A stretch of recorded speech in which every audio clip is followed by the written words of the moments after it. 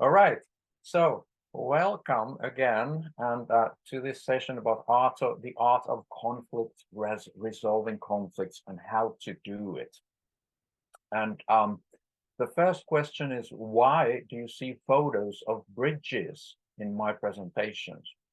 And that is because most of the topics that I talk about usually are related to communication. And communication is about building bridges between people. In this photo, you see the bridge that unites Denmark and Sweden. And I can tell you that the views from that bridge are just spectacular. When I was driving on that bridge, looking at the scenery, I actually drove so slowly that the truck driver behind me got irritated and started to honk at me. So I guess that was a small kind of a conflict. And both of us probably, and I really mean both of us, probably thought of each other that what an idiot that guy is. So let's look at today's agenda. First, we're going to look at some context to the conflict resolution topic, and then we'll talk about some tangible ways to solve conflicts. And also some things that we are doing in the District 108. Okay, let's get started. So another question, what does Tom Hanks say in this picture? Yes, you know the answer. Houston, we have a problem. But did you know that it's almost as difficult to get chosen to be an astronaut than to win the world championship in public speaking? For example, in 2019, the NASA, they received more than 18,000 applications from aspiring astronauts, and only 11 of them were chosen for the training. So that's 11 out of more than 18,000. And one of the selection criteria, and this is interesting for us tonight, is that the applicant must have exceptional skills in resolving conflicts. Because in outer space, you don't want to have a colleague who argues with you about the correct place to squeeze on the tube of toothpaste. And yet, what happens during each and every space mission, can you guess? Conflict.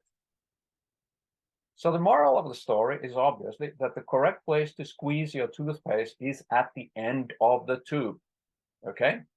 And the other thing to be learned here is that that conflict happens to everyone. It's nothing to be ashamed of, and it's a natural part of life.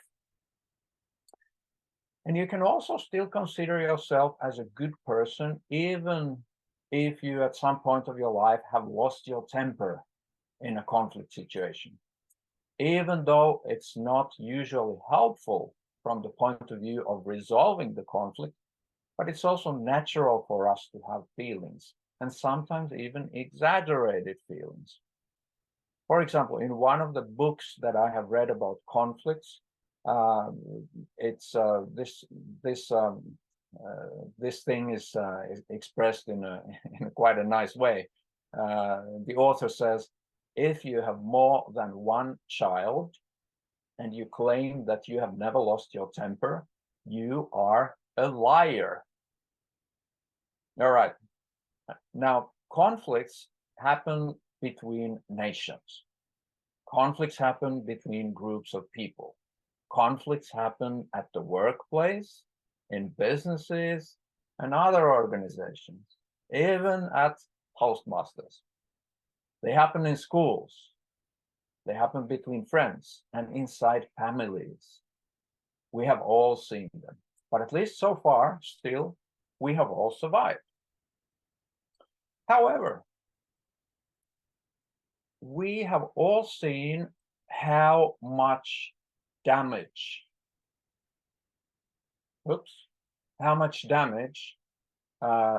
conflicts can cause. As we speak, people from different nations are killing each other in wars. And companies lose employees, and organizations lose members because of conflicts. Married couples get divorced because of conflicts. Organizations and individuals face difficulties in meeting their goals because of conflicts, or fail altogether to meet their goals because of conflicts.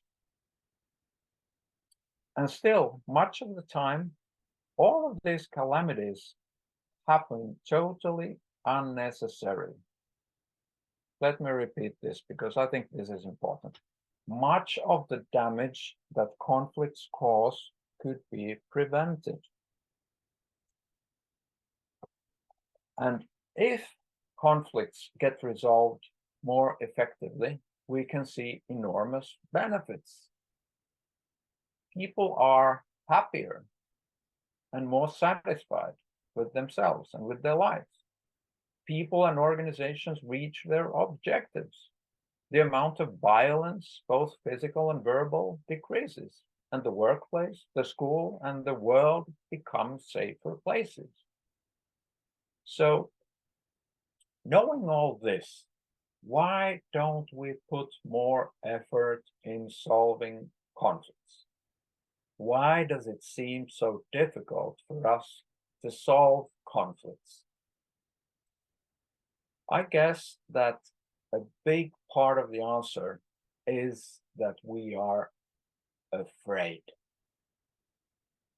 We are afraid that speaking out will cause trouble to us. We often think that it's a choice between two options, but this is not true. But we still think that it's either we stay silent and live with the bad situation, or we damage and potentially destroy a relationship. And this is what the authors of one of the books I have read on this topic, they call this the fool's choice. Because in reality, as these folks claim in their book, if you don't speak it out, you will act it out. If you don't speak it out, you will act it out. If you have an unresolved conflict with someone, your behavior towards that person will change, even if you didn't notice it yourself. And the other person will sense that there is a problem, and that will usually make things worse. And apart from the fear of damaging a relationship, or losing your job, or failing while trying to resolve a conflict, I think these are all natural fears. And as we can see, sometimes the stakes are quite high, because no one wants to lose their job because of a conflict. And it's natural to be afraid of, what if I fail when I try to resolve conflict?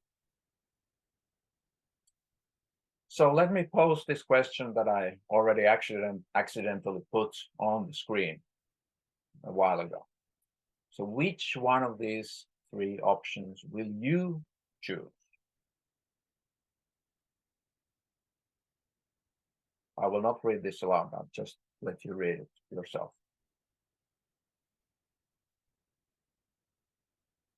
Okay. I think the answer is, or should be, quite straightforward. The answer is that we don't always succeed in trying to resolve a conflict, but we should at least try. So very often the learning path actually goes from 1 to 3 in this picture, because many of us, we are afraid, as we have discussed just earlier, a couple of minutes ago, we're afraid of saying anything. And when we get some more courage, then we try to solve the conflict. And once we get more experience, once we learn, once we practice, our let's call it hit rate or success rate improves. Sometimes we fail, sometimes we succeed, and increasingly we will succeed. But we should at least try. And why should we at least try?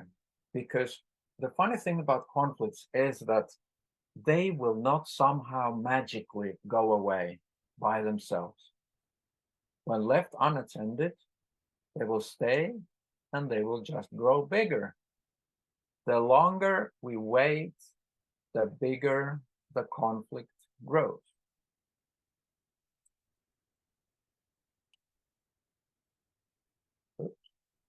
This slide I will not read for you. It's very important. I think I leave everyone to, I let everyone to read it themselves.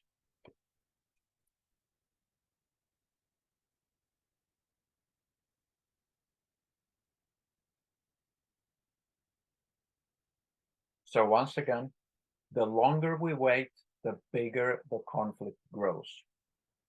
Let's at least try to solve the conflict as soon as we observe one. Now, the good news is that we can actually do something about those fears that we talked about, that we may have about trying to resolve a conflict. The first one is that conflict resolution is a skill that can be learned. Just like public speaking is a skill that can be learned. Just like leadership is a skill that can be learned. We will never become perfect in any of these skills. It's a lifelong journey, but we can definitely study, practice, and learn. And just like we can become good public speakers, as many of us are, and of course all Toastmasters become public speakers, we can become good in resolving conflicts as well. And by the way, if we are talking about leadership and leaders, resolving conflicts is an essential part of the job of any leader. So if you are a leader or want to become one, you should definitely learn some conflict resolution skills. And while working as a leader, you should be prepared to allocate time in your schedule to resolving conflicts, because it's part of your job and conflicts will happen. The only thing is that you don't know when exactly they will happen and what exactly they will be about, but they will happen. And you shouldn't consider it as some unnecessary thing that is a waste of time, that people come wasting your time when they complain that there is a conflict. That is one of the most important determinants of your success as a leader, of how well you resolve the conflicts that come to you. Now, I said that the only thing that you don't know is when the conflicts will happen and what exactly they will be about. But that, of course, doesn't apply if you happen to work in sales, because then you will know for sure that there will be a conflict with, who knows the answer? Of course, marketing. And this applies vice versa. Have seen it many times in organizations, and I think that everyone who works in marketing or sales can relate to this. All right. Now, let me talk a little about how conflict resolution works at our own. Okay, sorry, I was jumping the gun here. Now to the resolution part, the actual part of how to do it, of the presentation. So, and by the way, I don't need to say what this bridge is, where it is, but I can just say that this train used to be the train that I took to work every morning for 3 months while I was spending a summer as a student, a summer job in Paris. And that was a wonderful time. All right. So some effective ways to tackle conflict situations. What can we do? One of the most effective things how we can solve a potential conflict actually very fast and immediately when it arises is to give corrective feedback to the person that we perceive having done something inappropriate. And this is one of the topics that I have thought that could be a potential topic for a subsequent training in conflict resolution that we will give in the future. The good thing about corrective feedback is that it's something that all of us in Toastmasters, we practice giving feedback in every meeting when we give evaluations of speeches. So it's feedback is familiar to us. However, sometimes we are afraid of giving corrective feedback because very often it feels bad for the receiver. So it's also something that we need to practice in order to become good at it. A second thing that we can do in order to try to resolve conflicts is to establish a dialogue between the parties of the conflicts. So this is something that you can do,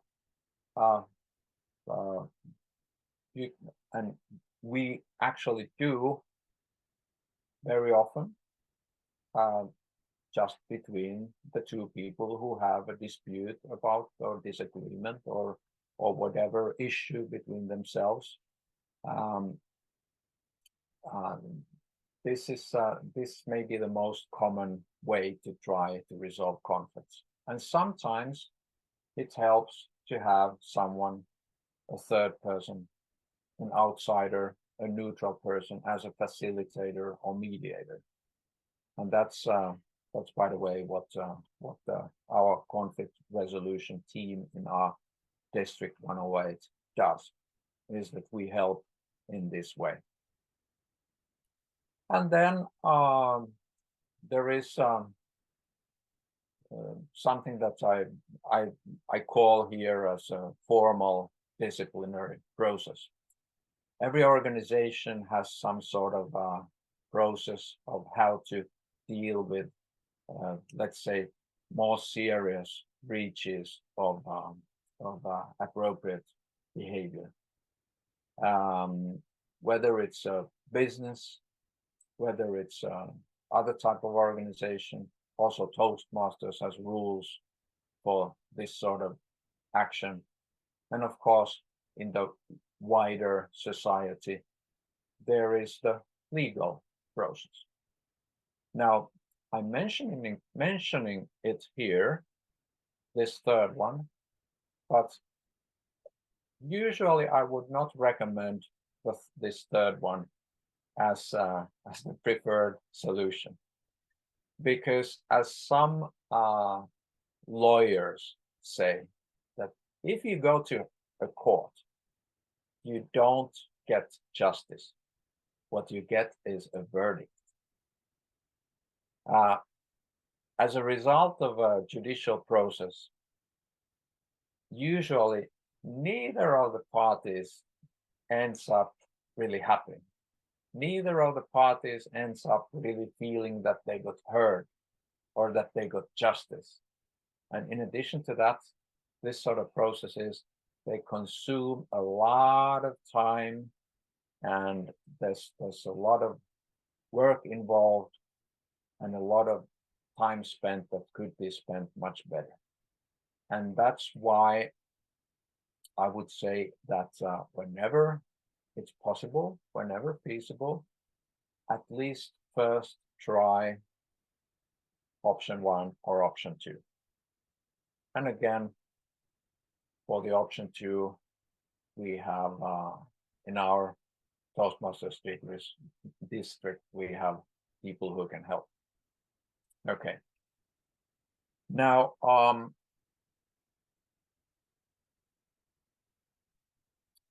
if we talk about this sort of number 2 process, when you are trying to find a solution, whether it's between 2 people who have a disagreement or whether it's facilitated by an outsider, usually we find steps that are at least something similar to what I have listed here. Basically, in the beginning, when you discover a conflict situation and when you try to solve it somehow, you want to know what actually has happened, who did what and when, etc. And a very important thing is that both parties of the conflict feel heard and that their feelings get acknowledged. And this is something that we have seen time and time again, that if even one of the parties of a conflict, they feel that they're not understood, then they are not very likely to get engaged in a process of trying to find a solution. Because if you don't feel heard, you feel hurt. And when you feel hurt, it's difficult to listen, it's difficult to see the other person and the whole process as a just one, as a fair one. So that's why feelings, not just facts, are crucial. And then, after you know the facts as much as possible, you'll never know everything. Especially in mediation, you usually know less of the facts than if you go to the court, because there it's a more formal procedure about fact-finding. Then it's sort of a brainstorming phase. You try to identify potential solutions. And as one very good consultant once taught me, is that whenever there's a problem, you should try to identify at least 3 potential solutions to your problem, because that sort of opens your mind. But in any case, no matter how many they are, you should try to find different solutions to the issue. And then after that, this is sort of as in brainstorming of any kind of in any kind of situation, any kind of workshop, not just about conflict resolution, but this is the phase where you sort of expand. You try to create a lot of options, and after that you start narrowing the options. So then you start discussing what could be the best solution and on what merits, and ideally you would have some sort of a commonly agreed yardstick, commonly agreed measures that you both agree that these are the criteria that define what a good solution looks like, so that it's easier to compare them. And then finally, hopefully, you will reach an agreement. And once you have reached an agreement, then that's not the end of the story. Then still it's a good idea to follow up afterwards, how things are going.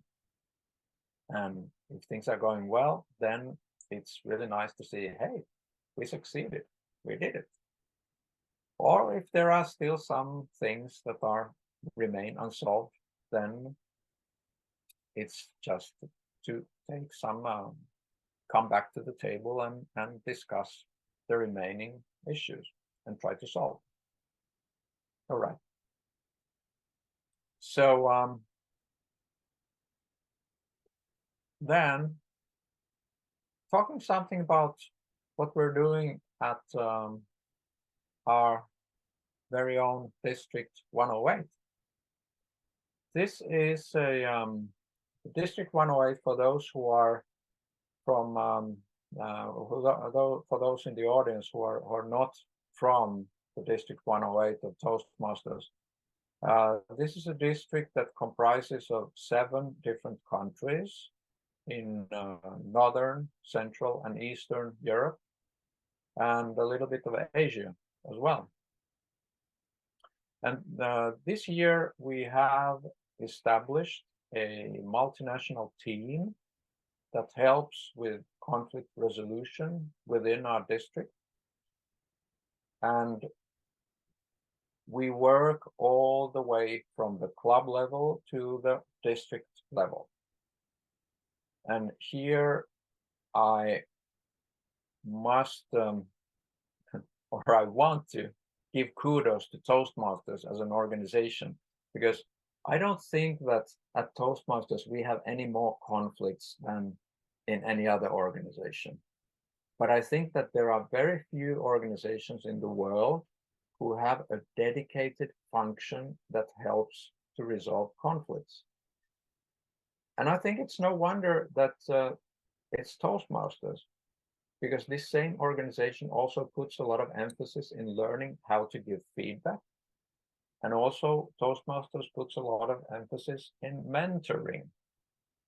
And all of these are very effective activities in building a good organizational culture and good interaction within the organization.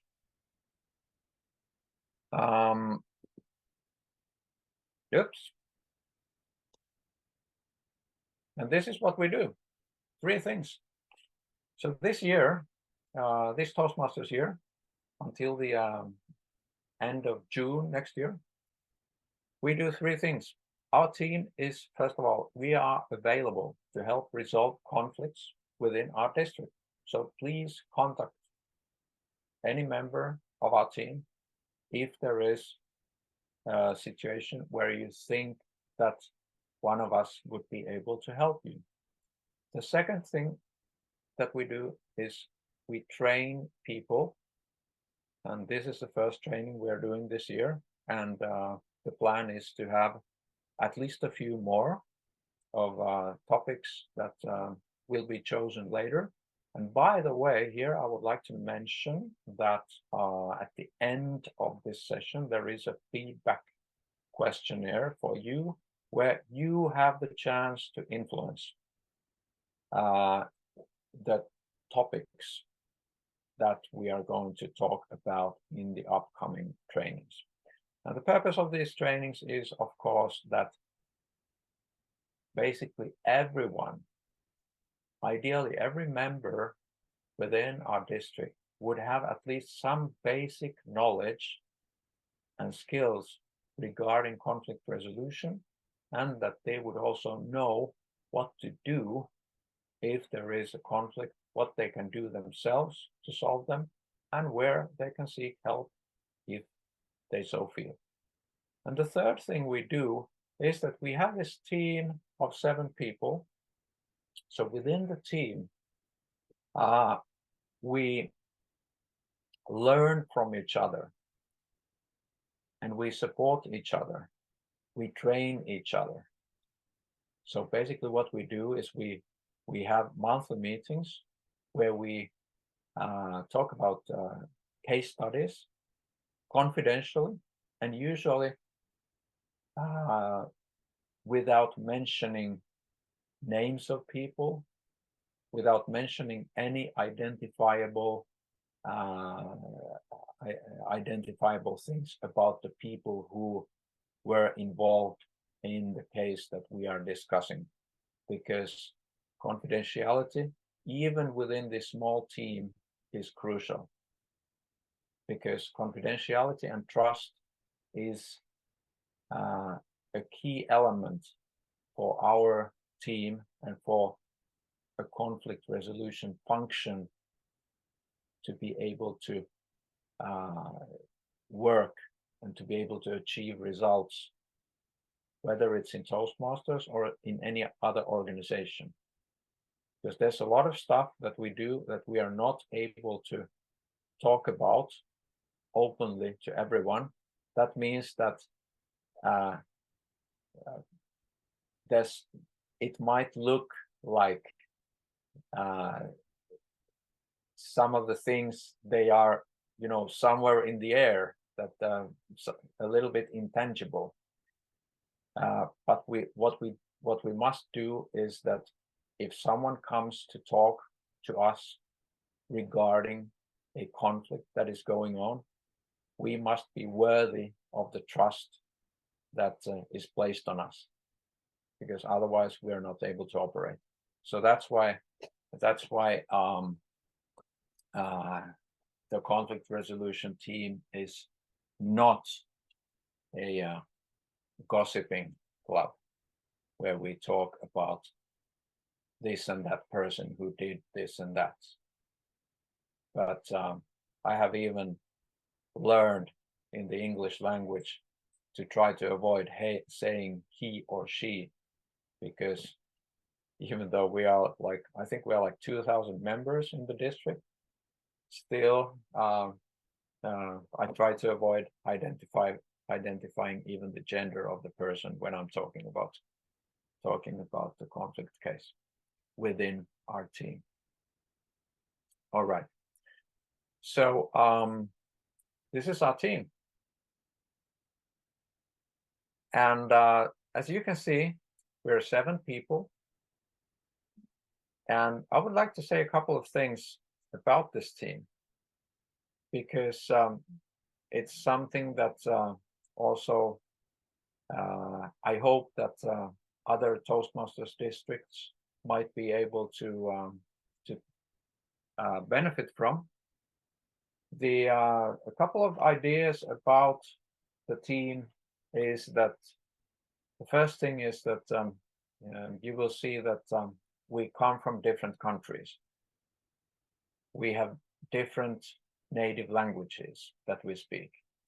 And the idea there is that this we have made on purpose, because when there is a conflict, it usually helps if the person who is helping to resolve it, to mediate, to facilitate, speaks the native language of the people who are the parties to the conflict. That's why we have here native speakers of various languages. The other thing about the team that you see here is the size of the team. The goal in the beginning was, my hope was that the team would be roughly 6 people. And I say this because if the team would be much bigger, then we would not so easily get to know each other, and it would be more difficult to talk about sensitive and confidential issues. On the other hand, if the team would be very small, then there is more work for each and every one person. And I think that plurality and the differences, different characters, different skills, different abilities that everyone brings to the team, it's an asset for the team. So somewhere I heard that sort of 6 people is a kind of a size of a team that fits around a table, that can comfortably have a discussion around the table, and that's also one of the reasons why about the size of the team.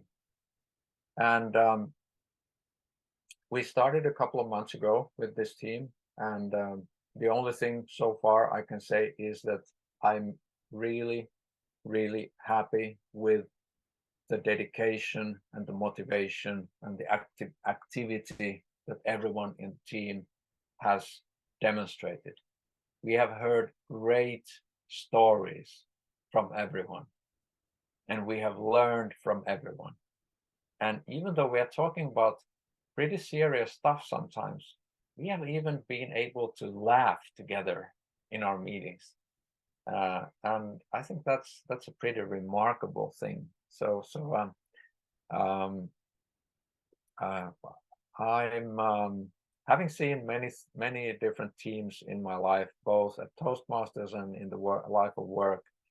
I can say that I'm really happy to be a member of this one team. Okay, so here I would like to say thank you to the audience and make a small, I'd still like to make a small recap. So what we did is we have talked about some of the sort of basics and the context about conflict resolution. Why is it so hard for us to try to resolve conflicts, even though we know how much damage they cause? We have discussed that. And we have discussed the fear that we feel, that should I raise my voice, should I speak out or not? Should I stay silent or not? And definitely my message to everyone would be, please speak out, because otherwise you will act it out. And secondly, we talked about some different ways of how to resolve conflicts. We didn't go into very much detail, and this was actually on purpose, because we didn't want to do a 3-hour webinar today.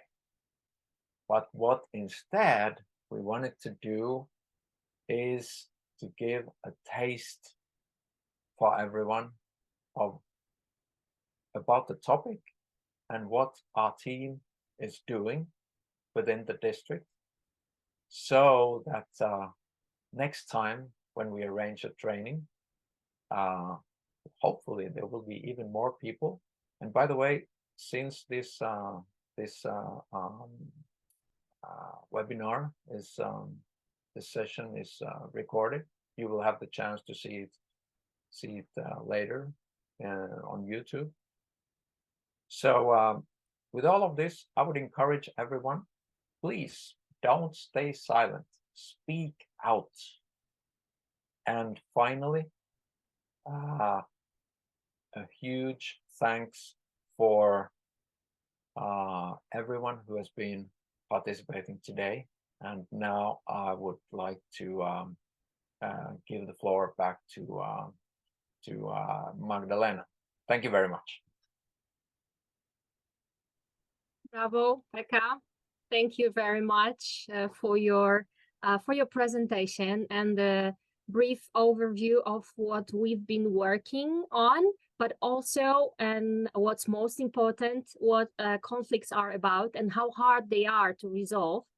And you also gave us a little bit of techniques, a little bit of solutions, how to deal with conflicts on a very basic level. So you got me in the sense that I am looking forward to the following workshops, to the following webinars on conflict resolutions, because I want to learn more on how to give the corrective feedback properly, how to make this dialogue between parties if you are a mediator or the facilitator. Thank you very much again